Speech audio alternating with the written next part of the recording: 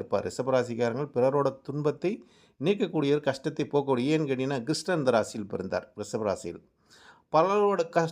பலரோட துன்பத்தையும் பலரோட கஷ்டத்தையும் நீக்கக்கூடியவர்களாக இருந்தனால், இந்த ரிஷப ராசியில் பிறக்கிறவங்க பலரோட துன்பத்தையும் பலரோட கஷ்டத்தையும் நீக்க பிறந்தவர்கள். அதனால் குடும்பத்தின் வாழ்க்கையும் குடும்பத்தின் ஒரு நிலைப்பாட்டை உணர்ந்து அதை வழிபடக்கூடியவராகவும் இவர்கள் இருப்பார். அதேமாதிரி இவர்கள் தன் மனைவி, நல்ல ஒரு மனைவி, நல்ல குடும்பம் என்பது இவர்களுக்கு இயற்கையாகவே அமையும்.